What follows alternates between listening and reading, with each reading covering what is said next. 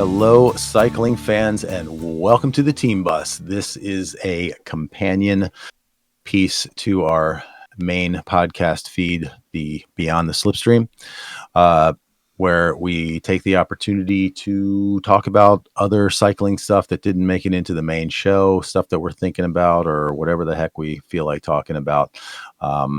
This is the domestique to our GC rider of a podcast. Justin, kick us off. Probably the biggest news this week was the very late transfer of the teamless Caleb Ewan being signed by the Ineos Grenadiers. I can't decide if I feel like this is a big sign. I mean, obviously he's a big name. I don't know if it's like, is that going to translate to something for them immediately? Like, do we see him winning races all of a sudden now that he's with a different team?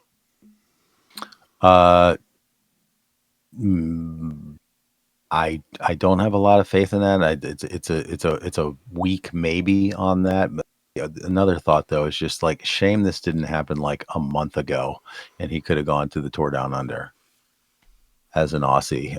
That would have been really cool seeing him mixing it up with Welsford. I mean, who knows if he would have even been in the mix. Caleb Ewan went. He, in my opinion, had one of the most precipitous falls of guys in recent memory, where he went from killing it to nothing almost overnight. He just lost his form, and it was a real shame because that guy's really great guy. And when he was winning, he was fun to watch. Fun to watch him winning, and my heart went out to him. I mean, I hated watching him not be able to pull a result. So I can't even say cautiously optimistic. But boy, would I love it if they did something. You know what? He has excelled in MSR in years past. So he's there. He's on the team. Got a couple of months. Let's figure something out for MSR. Let's put something together for MSR. Yeah. I think it's weird because he terminated his contract with Jayco Alua and signed with Ineos. So, I mean, obviously Ineos is in need of a good sprinter. Is he a good sprinter? I don't know. Your boy Johan Brunel, who I know, or Brunel, who I know you don't We'll call him particularly my care. boy. I know, I'm joking. I'm saying that facetiously because I know you don't like him. He said that he would not hire Caleb Ewan, which I found interesting. So I don't know. I mean, I think Based on what? Like it's another. just based on his performance, like recent Uh, performance. Like what yeah, did he? he said that it's a bit strange because he's not a fan. Well, I mean, Ineos Grenadiers, they gotta figure out something. I mean, they're a hot mess. Hemorrhaging good riders, and I don't, like I said, I don't know if it's like it's a signing for sure. I don't know if it's a good signing. You know what I mean? Like, and I like Caleb Ewan. I hope he wins. Like, I hope I like you. Like, go for some classics. Go for some of these minor races. Try to build some points and you know rebuild. Yeah, it's crazy to think of Ineos worrying about acquiring World Tour points and starting to think about relegation and things like that. I mean, oh, how the mighty have fallen. Well, Um, I but thought that it might was be a good strategy, is sending Caleb to those second tier races to gobble up points and get some wins, maybe get his mojo back or something like that. Um, the I think it'll be interesting to see how they get him in the mix, how fast they get him in the mix, and where I don't know. It'll just be interesting to see what they do with him. You know what I mean? Obviously, he's going to sprint, but where is he going to sprint, and where does he fit into there? What's his form like right now? If he basically he's been a guy without a team, where's where's he at right now? What are his yeah. I'm very interested to see what his goals for this year are once they hopefully map them out. Well, it all seems very familiar to me because when he went to Jayco the last time, it was all like this hope, like, all right, Caleb's back, and maybe like being in this new team in this new environment's going to give him like a big boost of whatever, and like it just didn't happen at all. Um, so fingers crossed.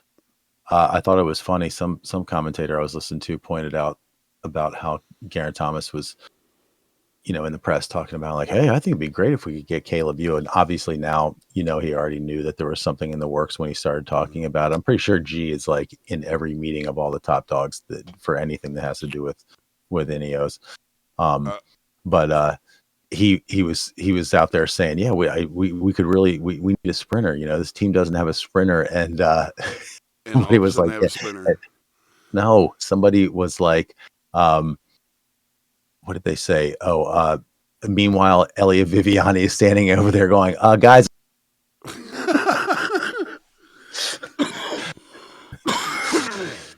pretty um, brutal. I mean, Elliot Viviani is as past his prime as Caleb Ewan is. I would not doubt if Ineos is just setting, Garrett up to be a DS, moving forward after he retires. Very well could be. It seems like he's an integral part of that organization. Knows he's the only like remaining like vestige of the team that was. That's one thing I have to say I love when I was going back and watching all that Cadell Evans stuff. That was back in like G's starting out time, and there was Yes. multiple shots where you just saw the white glasses, just so you could that guy, that he's one of those guys where you recognize him instantly. Nobody looks like Garen Thomas on the bike. His head shape, the glasses, his body shape, everything about it, you can just Yeah. recognize him instantly. That would be a cool thing to do sometime. Is like get some pictures of pro cyclists, but where they're just blacked out, and see if we can guess who they are. Ooh, all right, all right. Put that down and put it in the top. Put it in the top. We'll make like we'll make like a game. We'll figure that out.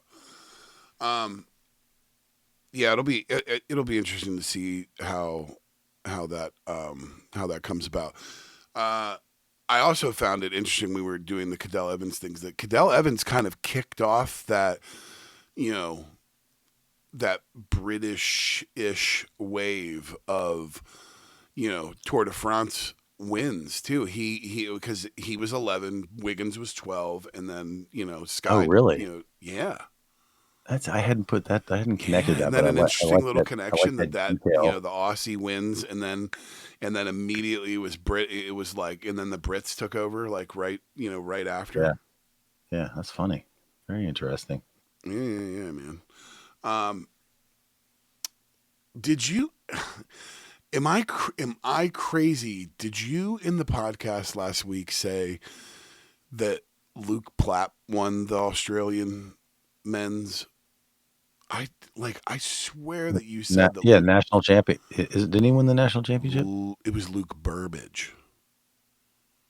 Oh, really? Yeah, and Sweet. I'm it glad you took hit. this opportunity to humiliate me on the podcast. Thank you. Thank you for Stop! fact I'm checking me, not trying to asshole. humiliate you at all. Um, it threw me off. I told you that I hadn't watched that race. Um, but I have gone back and it was a very interesting race. It's worth going back and watching the highlights. Hmm. Um, what do you think about the yellow card? Because I was really interested when they were talking about it the other day in the race. Robbie McEwen broke it down, and so what he said was 2 yellow cards 7 days, 4 yellow cards 30 days. And I don't know if that's race days or if that is like just you're out for a week. I would assume that it's got to be race days because like it wouldn't make No, sense. I don't know. It wouldn't make sense to be race days because, like, has the team published like the next 30 races that every single rider is going to be in? Like, Yeah, I don't it's know. got to be 30. No, it's got to be 30 calendar days. Um, But that's nuts because like so, if you end up down the for wait, somebody like Van Poppel, if you end up in June with with 3 cards and all of a sudden you get a fourth and you're out for 30 days, like that could fuck a whole team up real quick. So you asked me what I thought of it. Yeah. Here's what I think of it. Good. You'll recall my broomwagon soapbox from 2 months ago, where I was talking about safety in sports.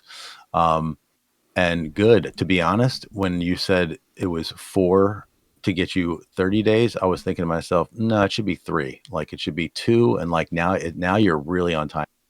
Like, yeah, do it one more time. I dare you to do it once more, and we'll give you 30 freaking days. So I don't know.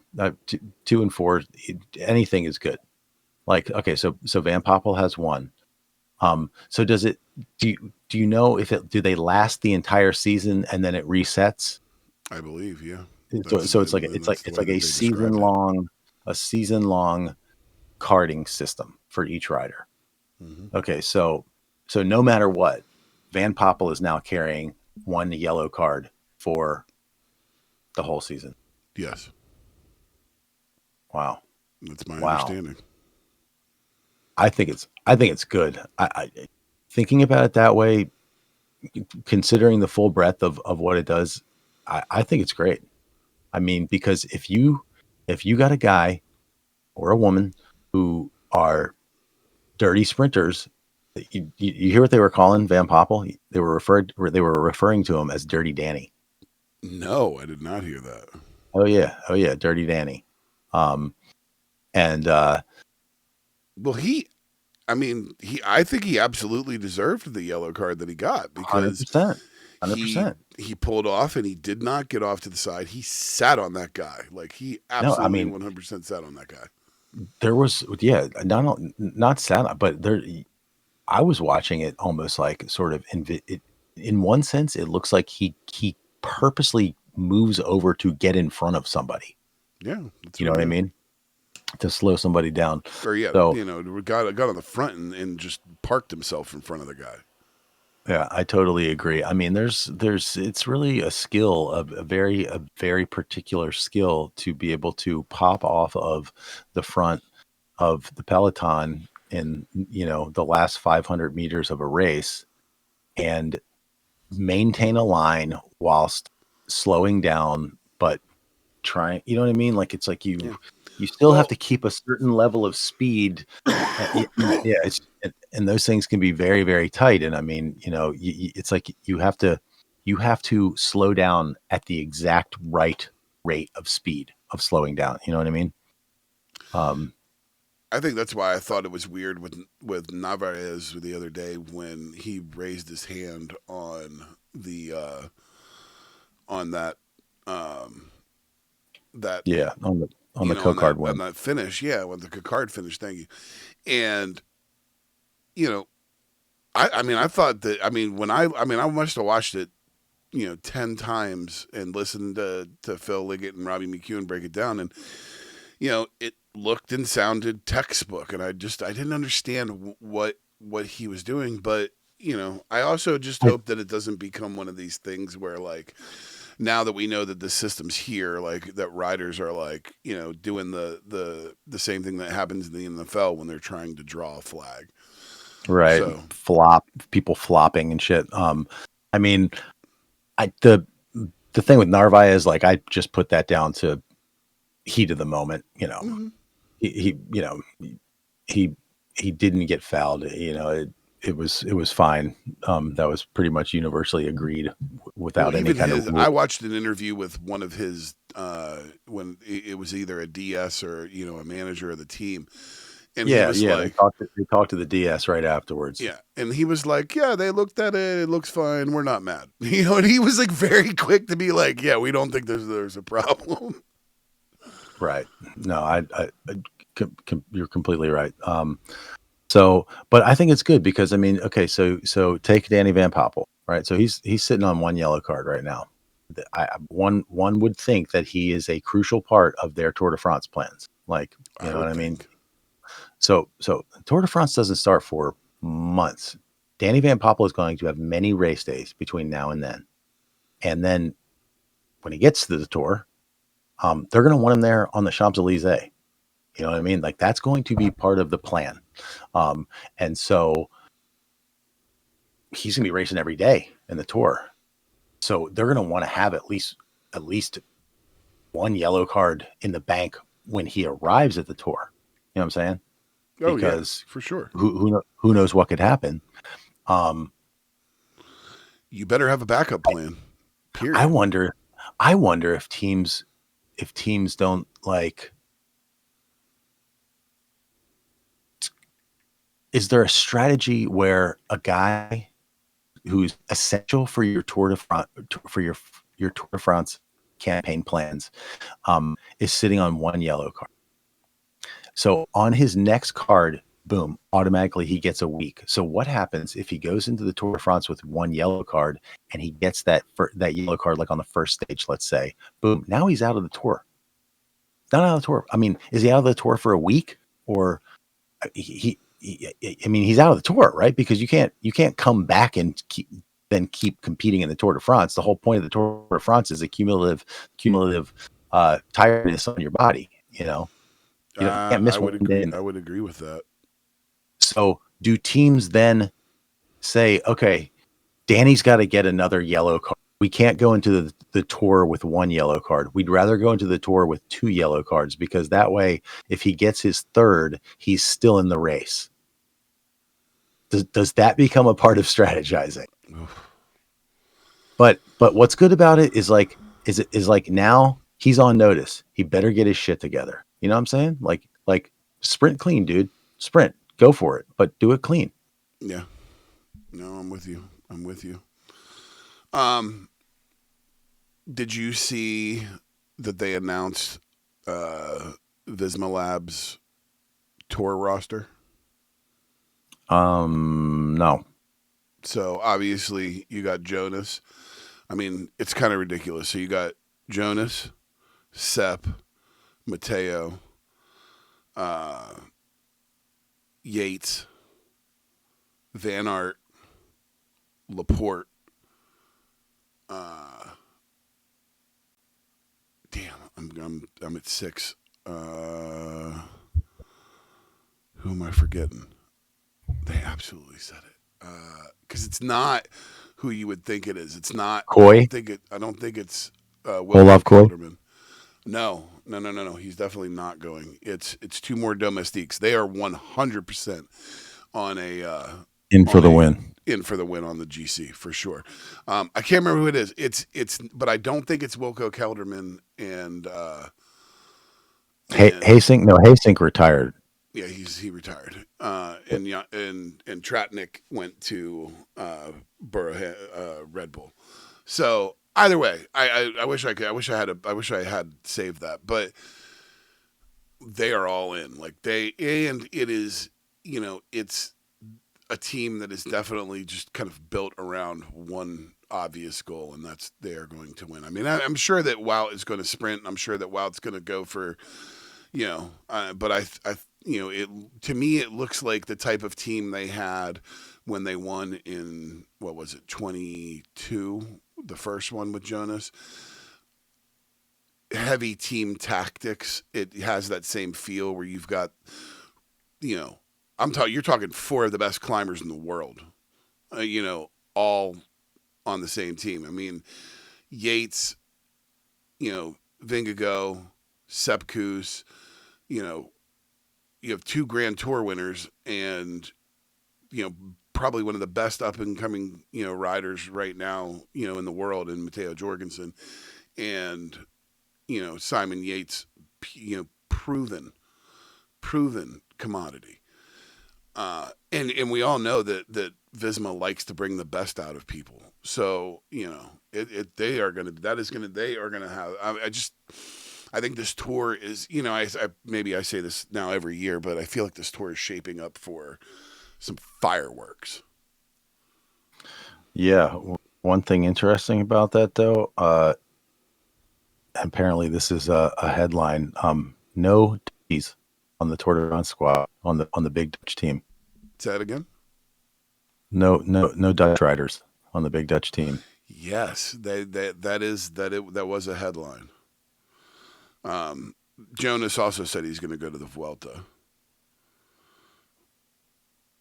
So it's Tor Vuelta for Jonas. The other two are this is a team of hitters, dude.